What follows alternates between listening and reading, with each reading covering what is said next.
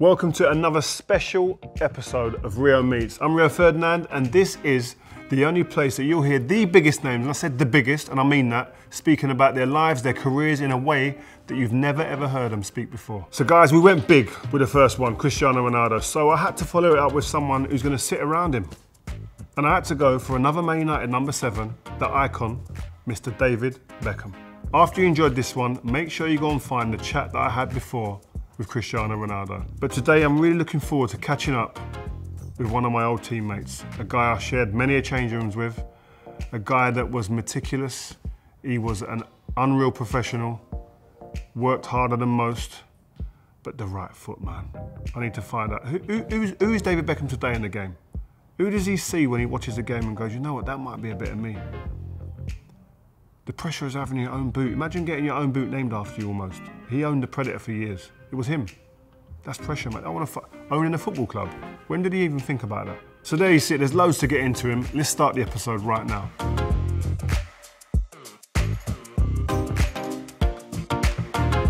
I got here on a line bike. Really? I got on a bike and just rode it, seriously. Hat? No, straight through. No one bother you? No, I don't stop. It's all right, the cab drivers, there's everyone lets you in. Yeah. It's brilliant. It is good.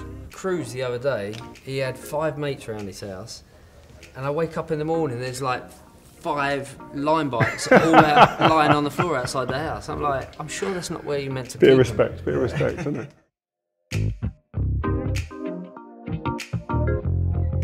So we were just talking as you come in, Dave, right? And you're obviously a very busy guy. Do you get to watch much football anymore? Because I think a lot of people think, does he watch games other than Inter Miami? No, I actually do. Because obviously I've got a lot of boys in the house that also are supporters of either United or Romeo is obviously Arsenal. How have you allowed that to happen, man? My kids are all it's Man a United. long story. It's a long story. He was really young, and we were in London one Friday, and he was like, "Dad, let's go to a game this weekend." So I started to look at the fixtures, and I was like, oh, Arsenal are at home. So I thought, do you know what? They're always really nice to me when I go down to watch United and Arsenal. And I thought, okay, they'll look after us. There won't be any hassle getting in, no hassle sat there. So we walked in, amazing seats, sat in the director's box. Lunch was unbelievable before the game. It was like Wagyu, full on, everything. So we walk in, I'm sat there, and then Arsene walks in the room, and he comes straight over to the table, introduces himself to Romeo, and he says, "Come with me, son." So he takes him down to the changing room, meets all the players, gives him a shirt signed, takes him onto the pitch, walks him back up to the table, and then gives him an Arsenal cashmere scarf. And that was it. It was done. So I mean, I've tried to change his mind since, but impossible. So yeah, I do watch. I watch a lot of games. I'm always watching United, obviously. Whenever there's Premier League games on, I always watch them. The missus, is your missus like mine? Does she get the ump sometimes? I think Victoria just doesn't like the sound of football. Oh my God, my missus is exactly the same. She doesn't like the sound. Mute it. I think it takes her back years ago, but I don't know. She knows. She knows that I love watching the games. I still watch Match of the Day every Saturday night. Okay. So, yeah. She probably don't want to hear Roy and Gary's voices, does she? That she's heard them for long enough. Well, yeah, I think that's part of the problem. So, when you're watching these games, she loves Keane. She loves Gaz as well. She loves Gaz. Yeah. She loves that. Love hate. Yeah, she loves them. She loves them. But talking about watching the games, right? Number 7 is obviously synonymous with your name, and the likes of, you look at yourself. You look at Cantona, Figo, Raul, people like that. What about the ones today? Is a number 7 shirt doing it like it was back in the day? The Sakas.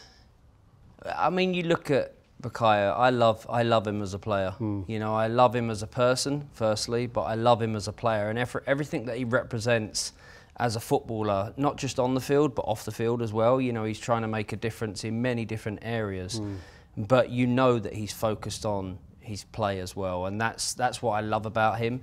So I think he's a great number 7, but obviously I've been so lucky over my career. You know, obviously when I was at United, I wore number 7 for a long time, and I was lucky that I followed in the footsteps of people that I looked up to, my heroes.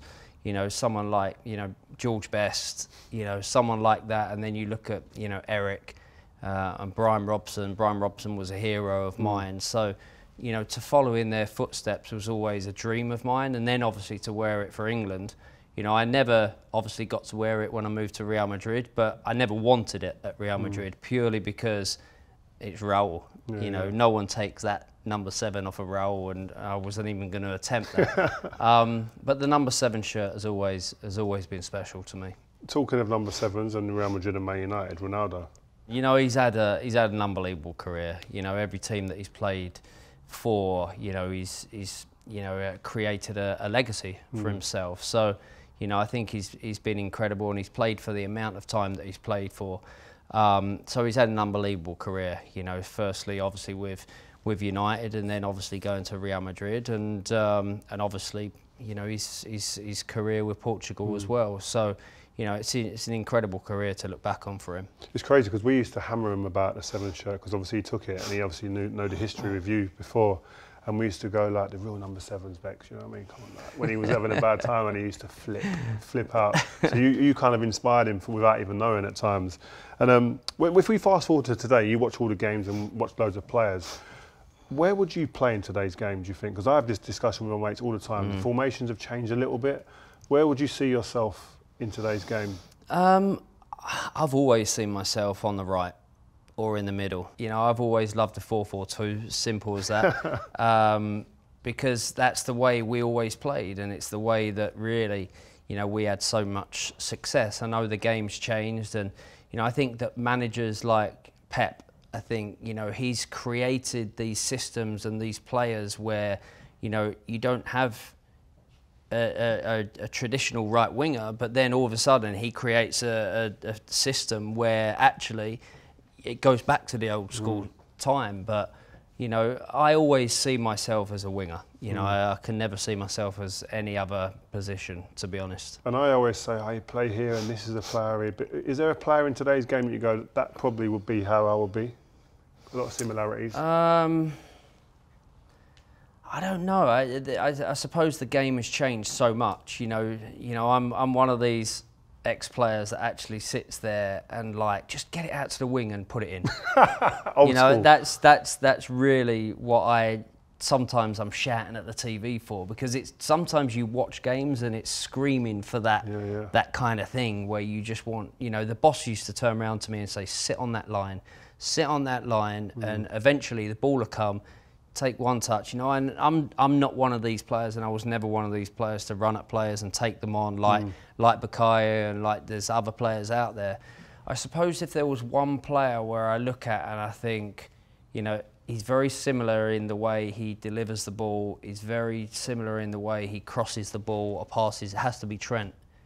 Oh, I had Kevin De Bruyne, man. Well, he's good though. I see it with Trent, but I always think you'd play like the Kevin De Bruyne role. I'd love to play like Kevin. I'd love to play. No, in all honesty, I think he's an unbelievable.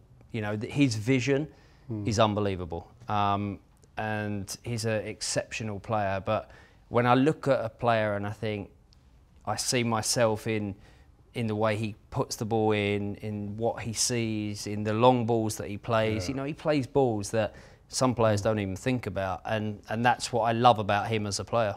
It's much more fashionable to be a fullback now as well, isn't it? You look at it, it weren't the thing to do, like there weren't many people wanting to be Gary Neville. There weren't many Gary Nevilles. There weren't many like Gary Nevilles out there. He said he was mustard in your film. He did, I thought he was more of a backup dancer for you. Well, you know, Gaz created the space for me.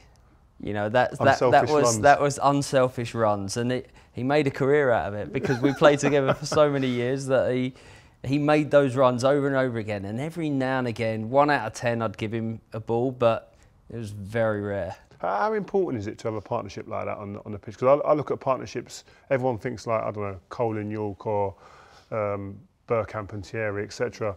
But I put your one with Gary up there as one of the most like important for a team. It was important for us, and I think I'd like to think it was important for United and important for England as well. You know, because we had such a great understanding You know, that he knew that if I hadn't run back, which was very rare, I knew that he would be there covering me, and vice versa. You know, I think that that was why Gary, you know, understood that even though 99% of the time when he made those runs, he was never going to get the ball, he knew that it was helping the team and helping me. So, you know, it worked both ways. Did you do it? What was it you done for him? Because he always talks about what he done for you, and he's quite like, he puts himself down a little bit. Well, I think I made him famous with making him my best man. Apart from that, no, I'm only joking. No, I think that we were just a great partnership. I think that obviously me being an East End boy moving to Manchester, you know, I needed solid friends.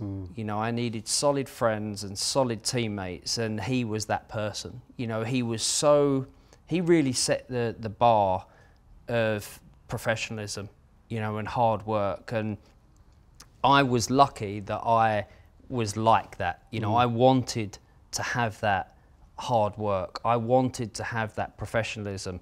But I suppose it's easy to stray away from that.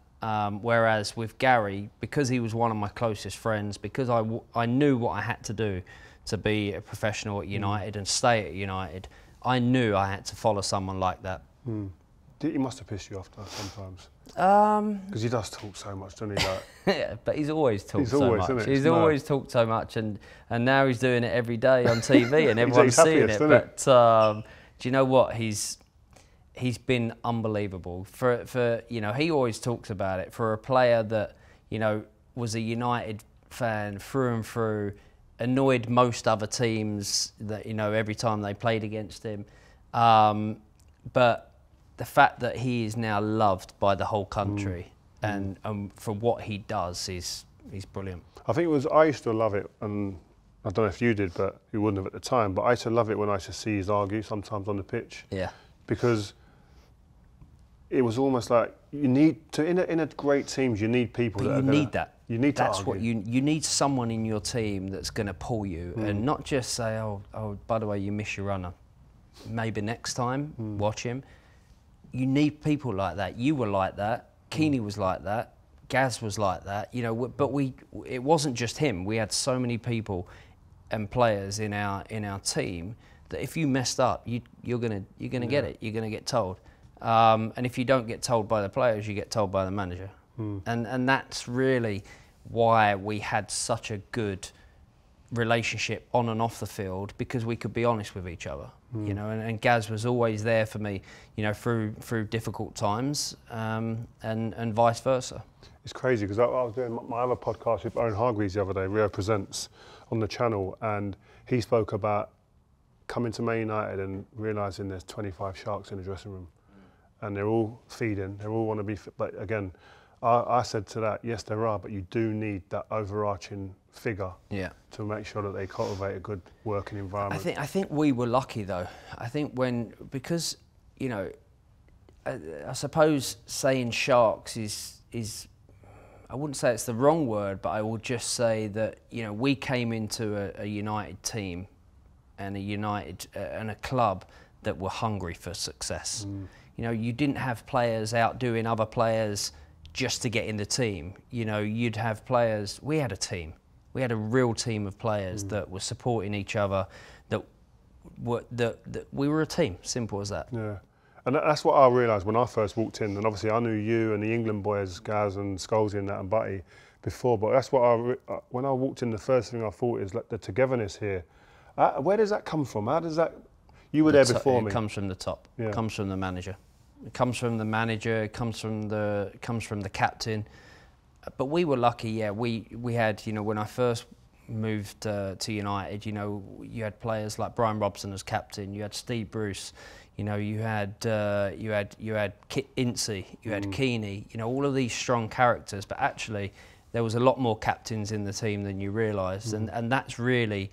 It all comes from the manager. You know, the manager, and I think he's such an important aspect of anything that happened to Man United. But I look at all the players that were under him, and they all always talk about the influence that he had on them. What were the influences that rubbed off on you from the manager? I always looked at the boss as a father figure. You know, I moved up from East London when I was 15 years old, and he was, even though he was Manchester United's manager, it was like my dad, and the kind of relationship that we had was incredible, because he knew when exactly to put his arm around you, but he also knew what player could, you know, take a little bit of a stronger word, or, you know, or needed a little bit less, you know. And I think that that's why we had the success at Manchester United that we had. It's why the players wanted to play for him. And really, you know, my relationship with the manager, people always talk about, you know, the difficult times. We didn't have many difficult times, you know, but I think that, you know, the manager understood me and I understood what the manager wanted, but we all respected the manager so much. But he was always there for us no matter what. It's funny, because I remember when people asked me about you and about forget being a player, but it was more like, what was it? I said, you know what, you were stubborn. The manager or you? me? Both of you. But you know, I remember the time when you, remember you had I think you had a bobble hat on. I don't know what you're talking about. And I was saying, when I said to my mate, it was a cap, actually. I would have took it off. It was a cap. You said no. I don't know what had happened. Something must have happened at some point for me to have not taken it off. An argument in training the day before or something. Or, I don't know, because I can't believe I didn't take it off. But the manager just kind of went, okay. But I was like, oh. I was thinking something's going to happen behind the scenes. I was like, there's no way I'm playing tomorrow. But you know, I look at the change room. I think it's always good to, in the change room, have different characters. Probably like business, there's different people, different characters in the change room. And I think when you look back at the squad that I came into, the later parts of your time at Man United, because we had 1 year together, didn't we? And I was so surprised that, like, you look at Roy now as the pundit, this like straight down the barrel at you. But he was a funny guy, man. He was fun. But I think that comes across. You know, that comes across in what he's doing now. Keane was always that person. Could you imagine him being a pundit at that time? There's no way. He used to mute the TV, remember? Yeah. Yeah, no, I couldn't see him being a pundit back then. But I think, you know, I think he's unbelievable. Yeah, I think he's unbelievable. I think players love him, fans love him, managers love him. You know, he's honest, and I think that's what people want to hear. And just the last thing about what me and my mates talk about, because I think it's always good to do that, because me and my mates have loads of conversations about players, but you come up a lot. And I always say it, and I've done a piece on this on the podcast before, is that I think sometimes, because you're such a big kind of character, big personality, you've got a huge kind of following and whatnot, sometimes your football gets come as secondary. And how do you think that? And if you do, what does that make you feel sometimes? Because I know how passionate you are about your game. I can't lie, it does hurt a little bit. You know, because over the years it's probably been talked about more than often. You know, about obviously that side of things for me. But I suppose it was always going to be, you know, mentioned at some point, because obviously, you know, I had obviously the career that I had had.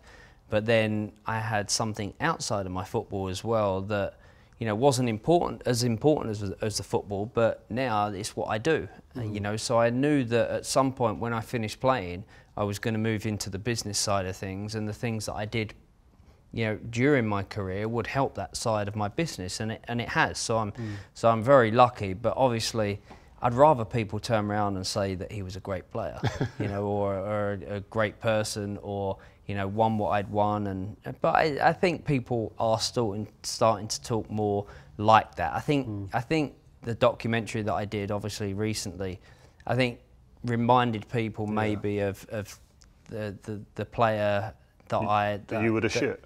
You were the guy. I wouldn't say that, but you know, I suppose what I'd won and how I won it, and the decisions that I made. I think that the documentary helped that. Talking about decisions that you made, obviously you left Man United and went to Real Madrid, and I'm looking at players like Jude, Bellingham and Kylian Mbappe now, who are going into there and what they're walking into.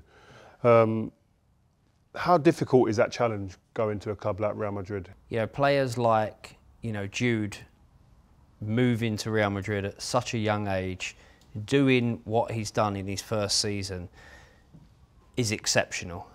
But he's very, I think the decisions that Jude has made over the years, you know, from obviously going from Birmingham to, you know, to obviously Dortmund, you know, for a player that is so young to make those decisions, to take those kind of challenges on, you know, says something about him as a person, and also the people that he has around him, because to take on those challenges at such a young age has been great for his career. You know, to give him that experience of going abroad and playing, I think has been unbelievable decisions on his part. To now make that decision from going to Dortmund to Real Madrid at such a young age, and to perform the way he's performed. But I don't think it's just his performances that has gained the love of Madrid and Real Madrid fans. I think what he's done, he's come in as a humble person, which he is. He's a hard-working person. He wants to learn the language. But more importantly, you know, he's an exceptional player, but I think the work rate that he does in a game, sometimes, you know, there's two different players at Real Madrid. You have your stars, and then you have your workers. And what was you? I was a worker. Okay. I was a worker. and that's how I always saw myself. If I wanted to fit in, if I wanted to gain the love of the Real Madrid fans, you know, there were so many stars in our team, you know, and I saw myself as, I've always seen myself as a worker on the pitch. And I knew that if I worked harder than any other player, then at least the fans would respect that. And I think that Jude's gone in there. He's an exceptional talent. He's a star, but he's also a worker. And I think that that's why it's been so successful for Jude in his first year. And I think something, again, a lot of people, most people won't know about you, and you're talking about work rate. I remember that's one of the lasting and big memories I have of you outside of the pitch. My first ever pre-season, we'd done a bleep test. You weren't great at it, actually. I was poor. I just flew in for my nap up. You were. So I weren't going to be ready for that. But it looked like you had trained all summer. You and Yorkie completed the bleep test. I was standing there, I rang my mates after and said, bro, you wouldn't believe this. These two guys, I don't know what they've done all summer, but they ain't done what I've done, and they've completed the bleep test. Do you know what? It's stubbornness in that bleep test. Is it? It's all about, well, you have to have a little bit of stamina, obviously, but more importantly for me, it was more stubbornness. I wanted to be the last one to finish. And I was watching players drop out, and then other players would come in, you know, year after year, and there'd be more athletes, and I'm thinking, okay, I'm going to have to step it up again. Were you training off-season? No. So how the hell are you doing this then? I just weren't doing what you were doing. Right, we'll move on. We'll move right on. You were talking about Jude there, and I look at him, and obviously, as a player, I agree with everything you said about him. But as impressive is his ability to be striking these huge deals now off the pitch with Skims, Kim Kardashian's company, the face of Louis Vuitton now. When you look at him, or is there anybody else, who do you look at and go, you know what, if I had a blank canvas with that person, I'd love to shape him and help him as well? Is he one of those guys? I think, like I said, I think Jude's got some really good people around him. You know, he's got his mum and dad are incredible. Obviously, he's got his brother as well. But I think every decision Jude's making has been a very good one at the moment. You know, and I think that will continue. But obviously, you know, I think that these things are always going to come to him. You know, if he's doing well on the pitch, then he's going to get, I'm sure, many opportunities to sign big deals and things like that. But he knows, and I'm sure his mum and dad know that as long as it's not affecting him on the pitch, then, you know, it doesn't really, I'm not saying it doesn't matter what he does off the pitch, but as long as he's doing it on the pitch, then that's the most important thing. What do you think about, or what did you used to think about when a deal would turn up on your desk? What were the kind of main drivers as to why you would do them deals? Because you are the benchmark. You're the guy who kind of set the precedent. I think that I always look for the future. Is this a good deal? You know, is this going to look a good deal in 10, 15 years time, because I've been lucky, you know, I've been lucky enough to have signed with some great brands and great companies that, you know, has lasted for 10, 15, 20 years. You know, I've been with, you know, Adidas for almost 20, 28, 29 years. Older than your kids? Older than my kids. So, you know, those are the things that I look at. Is this brand good for me? Is it good for my business? And is it going to affect my football? And that's the first question I'd ask. Is it going to affect my football? And none of them did. None of the deals that I did over my career, you know, affected me on the pitch. You know, people talked about it, but did it affect me? No. You got a thick skin, didn't you? And I think you're one of you. Yeah, you have thick of skin course. And, you know, and I think that I had opportunities, I suppose, in my career at times that that players weren't doing, you know, and players weren't getting these opportunities, you know. But, you know, once I started doing things, then there was other opportunities and other things that were coming up for players, you know, in you know, around. What gave you the confidence to do that though? Because I remember, I was never getting anything on your level, right? But I remember all of the players, most of the players get, if you play for your country or Man United, you get offers to do stuff. And like you, I was always conscious of, would that impact the career? What is so-and-so going to say? How did you block out all the noise? Stubbornness. This word keeps coming up, stubbornness, doesn't it? I know. It comes up a lot at home as well. Yeah, I am a stubborn person, and I suppose if I get it in my head that it's the right thing to do, then I believe it's the right thing to do. But it also goes back to what you said about business and, you know, a team. You know, you have to surround yourself with the right people. And I've had about 6 people around me for the last 25 years and one person around me for the last 35 years that always tells me the truth, that always tells me what is good for me and what they believe is good for me. And it's the same in football and it's in business. You surround yourself with people that are going to be honest with you, and also people that are better than you at making these decisions. And that's what I've always tried to do. I love that. Has the stubbornness ever gone wrong and got you into trouble? Of course. Mostly with my wife, because I always think I'm right. We all do, and she always thinks she's right. So, you know, so maybe the stubbornness, yeah. But talking about those deals, one of them obviously is Adidas, who you mentioned before, and your long-standing relationship with them and hugely successful. But you've had a boot as well that became almost like your boot, the Predator. Yeah. There's players now that are sitting there wanting that, and it's on their table almost, and they're within touching distance of that. What are the pressures that come with having your own boot? Because I remember I used to watch you, by the way, in England or with United, the amount of different boots you had coming through the door with different styles, one of your new babies on it, name and stuff like that. It was just mad. I was like, you know, I'm an East End boy, so we like nice things. So I think that with me, you know, creating new boots or designing new boots with Adidas over the years, that was not pressure. That was not pressure. But, you know, I suppose when you're with a company as big as them, for the amount of time that you've been with them, you know, I think that, you know, that relationship is a special one. I'm right in remembering you used to wear a new pair every game. It got to that point, actually, funnily enough. I actually used to wear a new pair for warm-up, then I'd wear a new pair for the first half, and then I'd wear... And most of the time, it was down to if I'd done that the week before, or if I'd had a bad first half, superstition, and that's what really. But that was later on in my career. That wasn't early. Did you remember players by boots as a kid? Because I used to think, when I look back, I loved that player. He used to wear them boots, John Barnes, Diodoras, you know what I mean, and so on. Was you like that as well? I was like that because I was always a fan of, you know, Brian Robson, you know, and I always remember him wearing New Balance. And then obviously Glenn Hoddle, he always wore Hummel with a big white tongue flopping over. Which is why I really wanted to be with Adidas, because I wanted to wear the Copas or the World Cups. Flap over tongue. Yeah, and nice. then obviously once the Predators came out, I was like, okay, that's my boot. That's what I want to wear. Because my kids now are like, oh, Dad, the Ronaldo boot.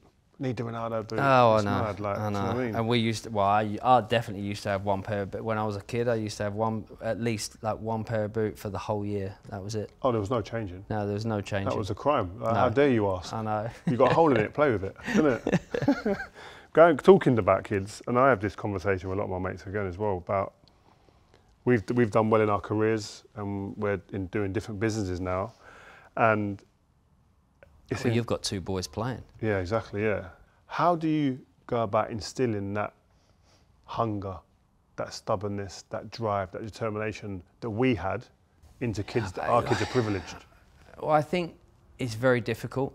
It is difficult because they do have different lives and upbringings to obviously what we had when we were kids. But if you bring them up in the right way, you know, and you talk to them enough and you have that relationship with them enough, they have that drive and they have that passion. As long as they have a passion, if they have a passion, then you know that they're going to work hard for it. You know, I'm lucky with my boys and obviously also with Harper at 13 years old, you know, they have a passion. You know, Brooklyn's got a passion. You know, he's jumped from obviously photography, cooking, hasn't he? Cooking. Yeah. You know, so he has a passion. So he wants to work hard for it. And then you have Romeo with his football or tennis or whatever he's done over the years. He has a passion. Cruz, passion for music. You know, I've never seen someone pick up a guitar and play all night long, you know, as much as he does, because he's passionate about it. And you know, as long as they have that, you know, you can guide them, but then you have to then kind of let them, you know, do their thing. So where is your genuine like happy place? Like in the countryside. In the countryside with the family. You know, that's where I'm happy. Wow. I'm happy most places. I am Well, happy. I'm happy most places. I'm gym. happy in the gym. I'm happy in the office. I'm happy, you know, when I'm watching my team play.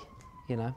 So when did you realise you had the passion for cooking? Because I see you doing bits and bobs, and I like the care you're taking with that is like you crossing the ball at Old Trafford into the 6-yard box. Well, since the documentary, everyone's talked about the mushroom moment. Yeah, man, what's going on? I know. People like that, by the way. A lot of people like the care and consideration that I put into grilling a mushroom. Is that in all different facets of your life, though? Yeah. I can imagine, like in an office, Yeah, how does that come out? In the office, how does that come out then? Well, if you walk into my office or our office area where everyone is, it's spotless. Is it? It's spotless. There's no coats on back of chairs. They all have to be hung up in a certain place. Everything has to be kept in a certain place. Oh, you ain't that dad, are you? You ain't that dad. Like I'm that dad.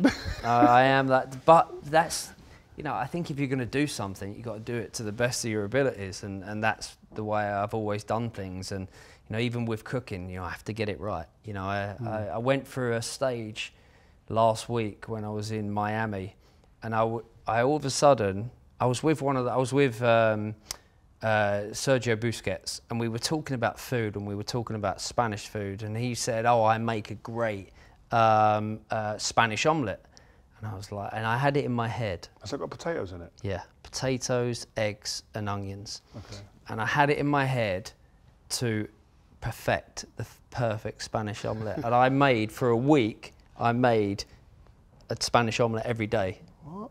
To perfect it.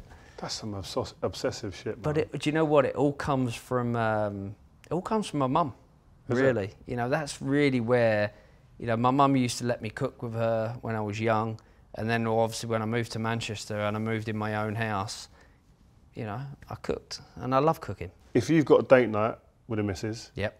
what's the go-to meal that you're going to cook to really kind of like set the fireworks off? Well, Victoria always loves, she loves grilled shrimp. So for starter, I'd make her some grilled shrimp with avocado. And then for a main, I would make a sea bass, but I'd salt bake it. Oh, yeah. So I'd do that, she loves that. And then for dessert, what would she have for dessert? I'm not sure she'd have dessert, actually. Would she? No.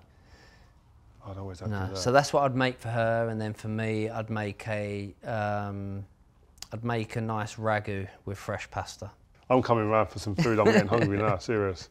But no, it is. I think it's like I love cooking. Like, I love it. But do you know what? I love the cooking side, but I think more importantly, I think when I've looked back at why I love it so much is because I'm creating something for whoever's going to eat it.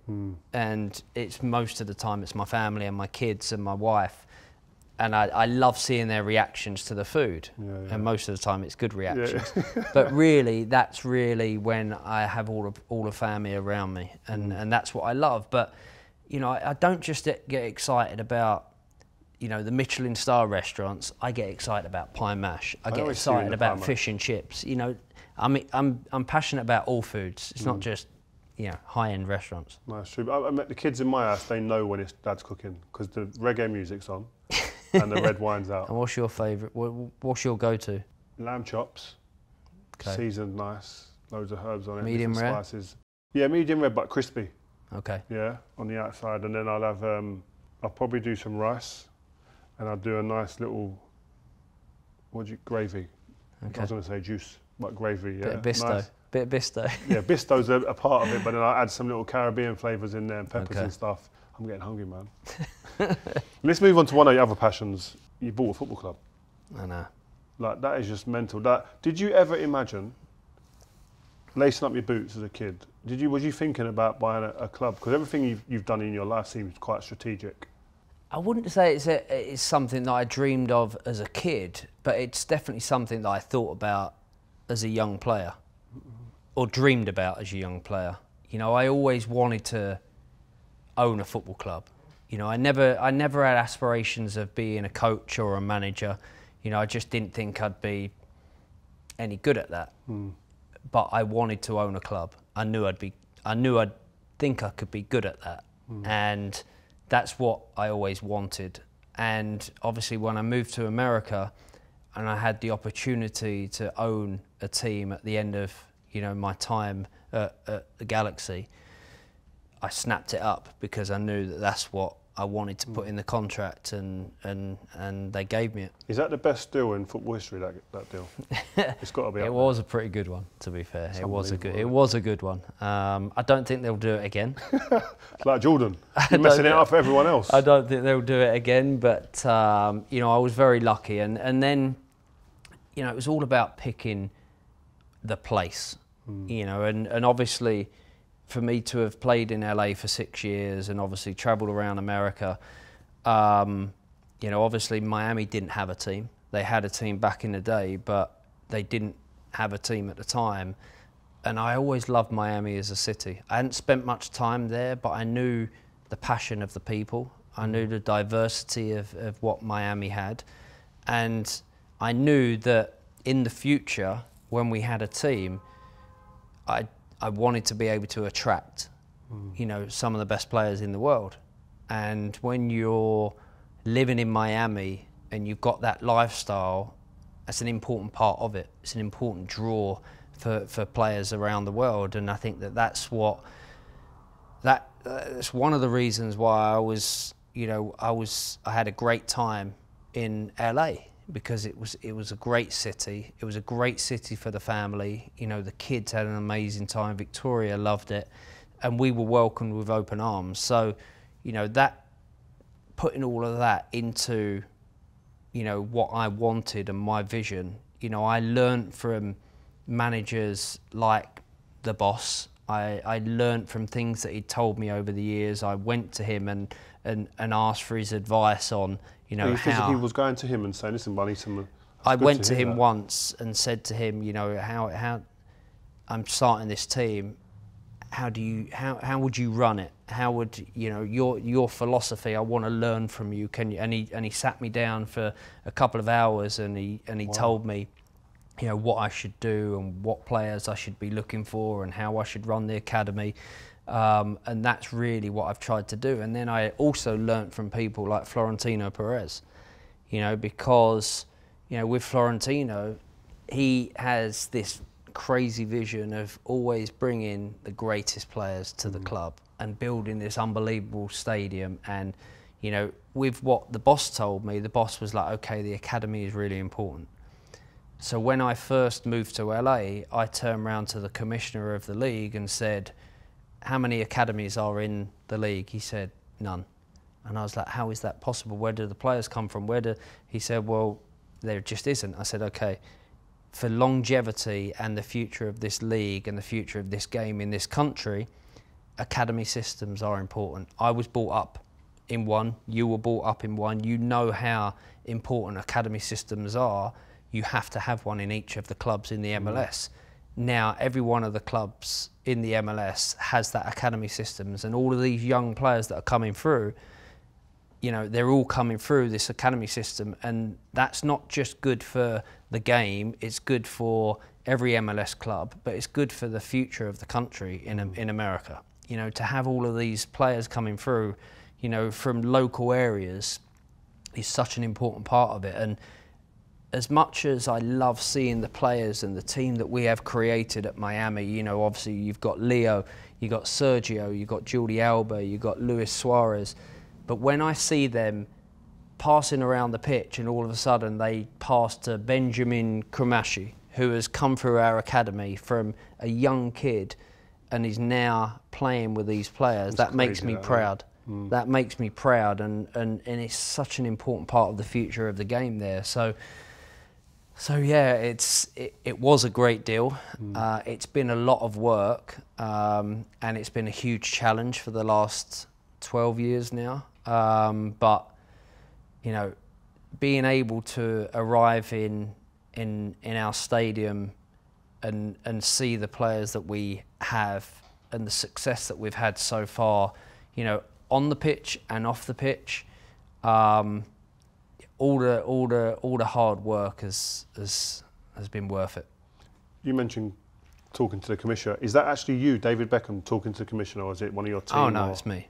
Oh, it's me. You know, I've always had a great relationship with the commissioner, Don Garber, and when I first moved to America, you know, he knew that I was moving there to be a LA Galaxy player, but he also knew that I was moving there to try and lift the game in the US, and that was part of, you know, my job as a player, also as a future owner, to be able to raise, you know, the profile of the game. And you know, I love the fact that when I moved there, I think there was only 14 teams in the league. Now there's going to be 30, I think, next season. I think there's 26 stadiums specifically for football now throughout the league, whereas I think there was probably 6 when I was there, when I first moved there. So a lot has changed over the years, and I feel very proud that I've been part of that change, but I know that there's still a lot of work to do. But I think what we've done in Miami, when you bring someone like Leo to America, you know, I always said that it was our gift as an ownership group and as a person that, you know, owns the club. I wanted to do something for the game, but I also wanted to do something for America, because they'd given me so much over the years and they've given me so much love, that to bring Leo to inspire the next generation of players in America, that's what we wanted to do. It's a beautiful gift, that, isn't it? Jesus. I mean, honestly, to walk in that stadium and to see him, you know, I still get emotional about it now when I watch him each game. The fact that he is playing at our team. He's playing at my team. I can't believe we've got a player of that magnitude playing for our team. Well, what's he like behind the scenes? Is he great with the kids and like time, and because you don't see a lot of that? Do you know, I think that one of the things that I learned from the boss over the years, and it wasn't something that he specifically told me, one of the things that I learned from the boss was, it's not about bringing the biggest and best players, it's about bringing the right players. If you can bring the biggest and best players that is the right player, then there's not many of them around. But with Leo, that's what we knew that we were bringing. And I knew that, yes, he was going to be successful on the field, but I also knew that he was going to help our club off the field as well. And I think that that's why it was important to surround himself with the right network, you know, with Sergio, with Lewis, with Jude. As soon as you put those people around him, making sure that his family are happy, making sure that his kids have got the right school, making sure all of those elements are so important to bring in a player like that. But the one thing that Leo is good at is teaching. He's good at teaching the young players that are coming in from the academy. He doesn't make any player feel, you know, below him. Wow. He's that player that will stay out on the training ground teaching the young kids, going to watch the academy kids playing. I didn't think you know, he'll be, you know, we've seen it over the years. He'll be the first in the gym and he'll be the last out the gym. It's so surprising because we don't see that, yeah? We associate that with his rival, Cristiano Ronaldo. But, oh, Messi's just natural. But he works at this. He's working behind the scenes. And I don't think you get to that level without having that within you. You know, you mentioned Cristiano. You know, I've heard that from multiple people about him as a player and how much he works at it and how much he works at, you know, the elements that he's been praised at, you know, for many, many years. But Leo, for me, he's, you know, I'll take you back to the first day that he came into our training ground. He arrived at about 6:50 in the morning, and there was nobody in the training facility apart from one guy to let him in. He arrived at 6:50. That's nuts, man. And the team weren't training till 10. Team weren't training till 10. What's he doing then? Preparing. He's in the gym. He's warming up. He's doing all of the things that you expect a young kid to do, and he's still doing them now at his age. And he's everything that he's won in his career, you would expect him to be a bit more relaxed. But he's, if I had to describe him with one, he's a winner. He's simple. As simple as that, is a winner, and not in the sense of what he's won, but he's still hungry. He's still hungry for championships. He still gets angry at players for not doing the right thing. He still gets angry when he loses games. You know, those kind of things. You know, even when he's not playing, he gets angry. You know, he's on the side of you know, when he's not playing, he's been injured, he's there at every game. Wow. He doesn't have to be there at every game, but he's there at every game. That's the type of player and person he is. You know, it's unbelievable to see. Is that would you go as far as to say probably the most dedicated, hungriest footballer you've been around? At his level, without a doubt. At his level, without a doubt. You know, wow. to still be like he is now is unbelievable. But we knew that that's what we were bringing. And going back to you on that, you had crazy drive, crazy determination and application. Like, where did you get yours from? Where does that come from? My dad. Is it? Yeah. Why? My dad and my upbringing. You know, I knew how hard my mum and dad worked. You know, over, you know, when I was growing up, and I didn't want to let them down. You know, they'd put so much into my career from such a young age. They were at every game that I played, every training session that I did. They spent money to get me to different places. They spent money to buy me boots every year.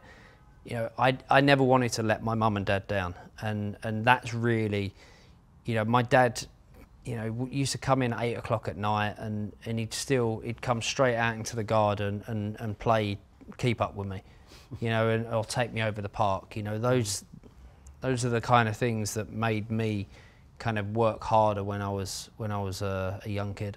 We done an interview with Cristiano not long ago, and he spoke about how do you get the hunger into your kids and that drive and that and determination, and he was talking about they just watch me. I'll just do what I do, and a big part of it is for them to see. Is that why you're continuously working? We talked about when you first come in, you're always here, there, and doing loads of different things. Is one of those for your kids to see, listen, you still got to work? Without a doubt. You know, a lot of people have said to me, I've been retired now for, it must be 12 years from the game. and people turn around to me and say, why don't you relax? Why don't you go on holiday? Why don't you just go and do... I was like, well, there's time for that. You know, I can do that, but I like to work. You know, I like to work, and I've built the business around that. And I think that, you know, I'm very lucky to have the business and the people in the business that I have. And there's responsibilities that come with that. But the reason that I work the way I work is because I want to set the right example for my kids. You know, my kids saw their dad retire from playing football, you know, 12 years ago. It would be easy for me to just sit back and enjoy it and do something from time to time, but I like coming into the office every day. I like doing the things that I do, and like I said, I also have responsibilities, but the main reason is because I want to set the right example for my kids. That's good. That. Can you give people hunger, or is it something that's in you? Can you give it to them? I think you can. Yeah. I think you can. You can teach them, and then it's up to them to kind of take it on from there. But you know, me and Victoria have always been hard-working, and I think that our kids have seen that over the years. You know, we've worked very hard, the two of us. You know, she's had a business that's been going now for just over 17 years. My missus loves it. It's good, to be fair. It's good. But she's worked at it, you know, and it's not been easy.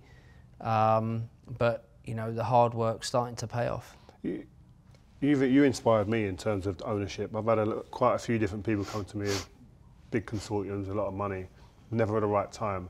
Now I'm getting a bit older and things are shaping out differently. I'm looking at maybe going into that world. What, if you was going to go, watch out for this, what would be one of the first things that comes to mind in terms of going into ownership? I suppose the people that you're going into it with, more importantly. You have to, you know, of course you make mistakes over time, but always surround yourself with the right people. That's, you know, and I'm lucky. You know, I'm very lucky. I have my business partner that has been, you know, my friend since I was 14, 15 years old, and I'm lucky enough to have him now, you know, running the business with me, and we make the decisions together. But we have also surrounded ourselves with really good people that help us make the right decisions as well. What are different aspects, or a couple of different aspects you go, you know what, to succeed you do need this though? Hard work. I love that. Simple, isn't it? You don't change, it's hard work. It's not, you know, it's not anything, you know, it's not anything groundbreaking. It's simple as that. You know, sometimes I'm the first one in the office turning the lights on, and then I'm the last one out the office turning them off. And it sets the right example. You know, I can't do that every time, but when I can, I do. And I think it sets the right example. It sets the right example for the team that we have. And everyone knows that, you know, I'm always professional. I'm always hardworking. I'll always over-deliver. And I'm lucky that I have a team that do exactly the same thing. Does exactly the same thing. Always over-deliver. I like that. Always. You've done that as a player, I think, as well. You did. I don't know. You produced, man. You produced the goods. I try. What actually makes a good owner? I know you're saying about work hard, but like, obviously there's a lot of surprises you get when you, as a new owner. But what makes a good owner? Leadership. You have to lead by example, and you also, to be a good leader, you also have to understand that you have people around you that are a lot more cleverer than you are, and if you can accept that fact, then you're going to have a successful business. Because I think to be a good leader, yes, you can work hard, you set the right example, you turn up earlier and you leave late, and you make all those decisions, but you have to have people around you that are better and cleverer than you. Have you always been a leader? Even I know you became captain of England, but when you was younger, was you always a captain, or did you grow into one? I think I grew into one. Maybe it was always there, and maybe that's what brought it out in me, you know, being given the captain's armband for my country. But did I ever see myself as a leader? No, I never saw myself as a leader, but I think that when I got that opportunity, I felt that I grew into it, and I felt that I'd been part of enough teams with enough great leaders in and been managed and coached by some of the best in the world to then take it on myself. And you look at the leadership now. Obviously, it's changed at Man United. Ineos have come in. How do you see that? And are you excited by the new addition to the club? Well, I think that it definitely needed change. I think, speaking as a United fan, you know, I think that, you know, many people had said that, you know, the club needed change and it needed a fresh perspective in how this club needs to be run, and the decisions that are made. I really like Jim. You know, I've met him a few times over the years with a few mutual friends, and you know, I think that he's a fan, and obviously he's a great businessman as well, one of the best and one of the biggest. But I think more importantly, the fans see that he cares, and I think that that's a big part of it.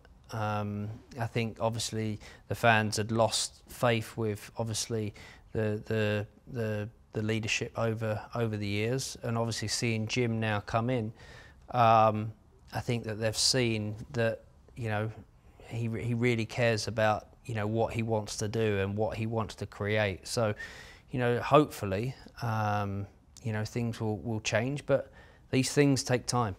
These things take time, and you know, I think we have been quite patient as United fans over the years, but you know, we want those good old days back. We want those days back, and the sooner the better.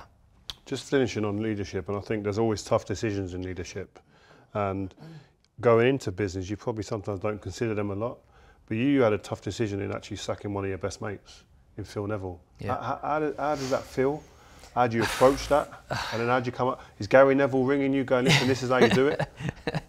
No, I didn't speak to Gary about it at all. You know, Phil has been in management for a long time, you know, and he knows what happens in management. And I think when I first brought in Phil to manage the team in Miami, I knew what he was going to do.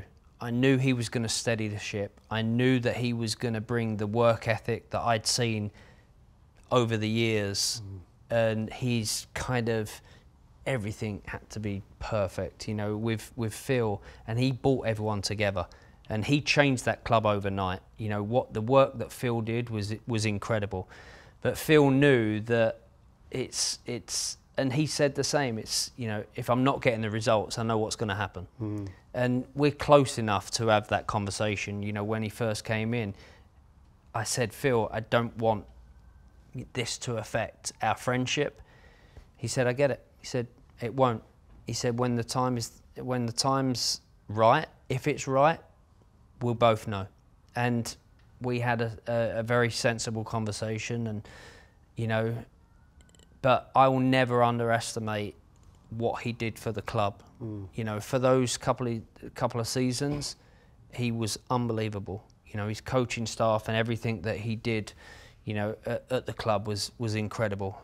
And unfortunately, you know, the results weren't great, and you know, he kind of accepted that. Just take me back to that though, because I can't imagine how difficult that is, having to kind of put your shirt and tie on in the morning, knowing that you're going in to say to your mate, listen, thanks, but no thanks now. I think it was one of the most difficult things that I'd had to do. Yeah. You know, even though me and Phil had spoke about it, you know, when he first came on as Miami coach, I knew that if it came to this moment, it was going to be difficult, no matter, you know, what time it happened and when it happened. So it was a really difficult, you know, conversation. But in all honesty, you know, Phil's an ex-player. Is an ex-player that has been in the game for a long time. He's been through his ups and downs, you know, on the pitch, and you know, he just said, you know, I'd called him and said, you know, we're going to meet, and you know, he said, I know. He said, I know. I can imagine. And then, to be honest, we walked in the room and, him. you know, we hugged. You know, it was quite emotional on my side, just purely because I didn't want to sack a friend. I didn't want to get rid of Phil. But I think at the end of the day, he's a man about it as like, well. That's the thing. Like you would think he would. Yeah. Well, we're talking about old school stuff here. I've got something about myself here that I need you to get your eyes on and just give me a judgment. This is 2004. An honest judgment. Be honest, man. Brutal. We're used to having hard conversations. That's our industry. That's what it's about. Right. This was 2004. Yep. Scholesy, myself, Wazza, Alan Smith, and John O'Shea. Oh my God, I remember. Without you even showing me this, I remember. Was it a night out in Manchester? You were walking down the road like a bad boy band. A bad boy band, yeah. That's exactly it. Just talk me through the outfits there, please. I think Scholesy still wears that outfit now. To be fair, I actually think Scholesy's the best dressed there. Shut up. Come on, bruv, please. I do. Don't do that to me, man. Smudger, I don't know what's going on there. The neckline's nuts. Yeah, the neckline. My colours. Like he's just come out of the gym. Your collar, that's a big collar. It is, isn't it? That's they a were big in collar. them. You had a couple of them around them. To be fair, it's not a bad picture. He gets hammered online, you know. I get hammered. That gets thrown at me all the time. I mean, it's not. It is like a bad boy band. Have you got any pictures like that you go? Of course. If I could get rid of that one, which one is it? No, there's none I'd get rid of. No. Because you know what it's like. You don't regret any of it. You just think that was a moment in time. That's what I always say. You know, in the 90s, you know, we all wore flares and, you know, bell bottoms. These are back again, the flares. Yeah, there you go. You created like a lane for footballers in terms of like style before it was even accepted to do so. But what was like behind your willingness to kind of go out there and be the first one and to accept all the criticism and negativity that might come your way doing that? There was never really a purpose behind any of it, really. You know, I did it when I was in the right mood to do something different. You know, and you know, when I first had the Mohawk, that was for a photo shoot. I was doing one of the first photo shoots that I ever did, and the photographer was like, "How do you feel about like just, you know, doing a Mohawk?" And I was like, "Yeah, I'll do that." Wow. So it was just a off-the-cuff kind of thing, and most of my decisions of what I wore, the front covers that I would do, my hairstyles really would come off the cuff. That is nuts, because there were so many mad ones. And I was never bothered about. I was never bothered about what people said. Never. I suppose if you thought about it for too long, you'd probably not do it. Well, I'd probably still do it. Stubborn. but you know, even my dad would call me up. He'd be like, "Boy, you sure about that?" Is that what he calls you, boy? Yeah. I love that. He'd be like, "Boy, you sure?" And I'd be like, "Yeah, Dad, it's fine. I can change it tomorrow." You know, when you look at the players now, because I see a lot of players now, they're into the fashion. All of their Instagram is. I don't even know some players are footballers because it's all about what I wore. Yeah. Do you still think you'd be the main man if you was playing today, fashion-wise, given how much interest and kind of effort these guys put into it? Maybe. I actually didn't put too much effort into it. I just kind of wore what I wanted. It just happened. Yeah, I just woke up like that. No, I don't know. I always liked fashion. I always did things there. Even when I was a page boy for my mum's best friend when I was a kid. You know, I was given the opportunity as a kid when I was 12 years old or 11 years old, and I was page boy for one of my mum's friends. And I had the opportunity she gave me the opportunity to either wear a suit or knickerbockers. You know what knickerbockers are? So knickerbockers with white silk socks and a pair of like ballet shoes, and I wore that. Did you? So I don't know, there was always something in me that liked, you know, dressing different. Well, we've both worn ballet shoes then. Wow, it's one thing we've both done together. Wow. Yours is slightly bigger than mine. Yeah, that's the problem.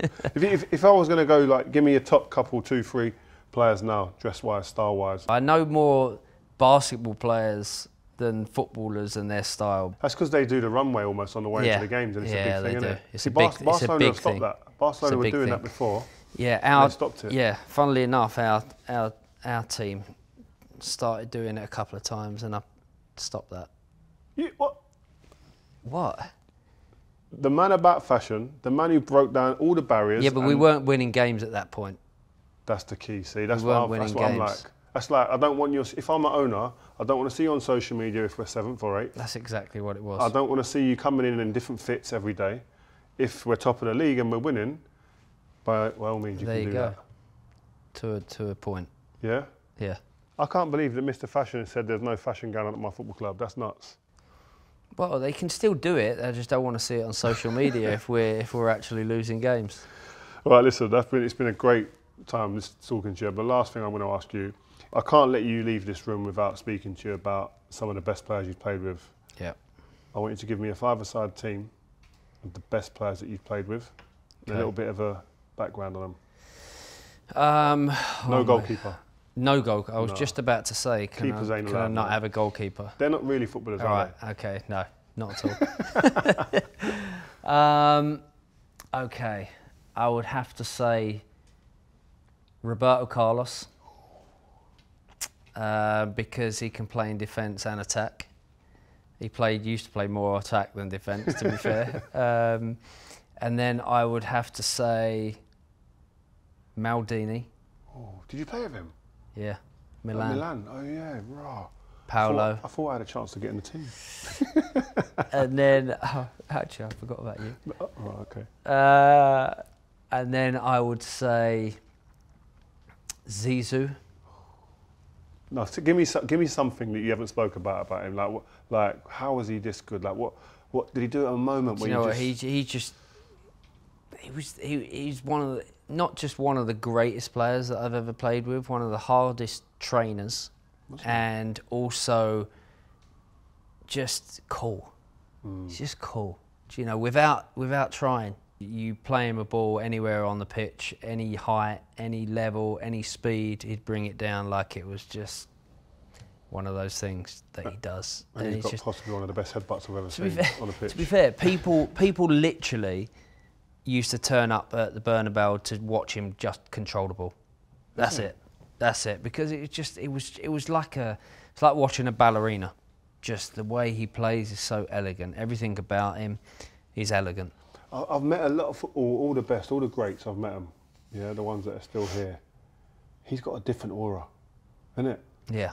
Like he ain't even talking a lot either. I don't say much, does he? He's just like almost like, can I talk to him? And that's when you know he's so special, Zizou, because he walks into a room and without even seeing him come in, you know someone's walked in. The next one would have to be one of the greatest and most natural goal scorers that I have ever seen, Ronaldo. R9. Just tell the younger audience, please, about this guy. What was great about him? I think when you watch Ronnie play back in the day,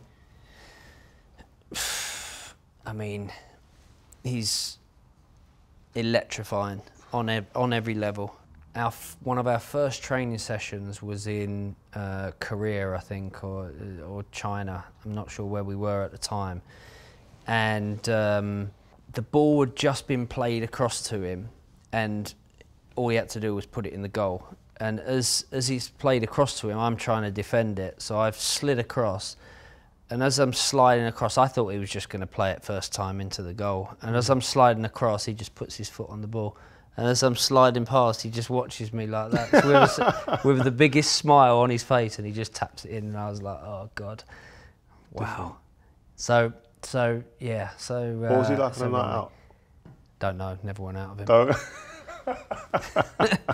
He was mad. I've seen him we had nuts. a lot of dinners together, and he's the best. Yeah. He's the best, the funniest, kindest. He's a really kind person, yeah, I can imagine. And he really helped me at Real Madrid and helped Victoria and the kids. You know, he used to have these Brazilian barbecues around his house on a Sunday. You know, all of his family, all of the friends, few of the players. And we all used to go around, me, Victoria and the kids, and wow. It really helped us at the time, because you need people like that help you when you move into different countries, and he was unbelievable. Oh my goodness, my last one. Do you know what I want? I know you're going to pick. I'm going to say Keane. I knew it. I'm going to say Keane. you know, you need a leader and you need someone that's going to actually tackle and fight and be the player that he is. So I'm going to have to say Keane. Get a bit more on him, like, because obviously people see him on the telly. They don't, a lot of kids and young people don't even know him as a footballer. They just hear that he was a great player. What was so great about him? Forget about leadership, about as a player.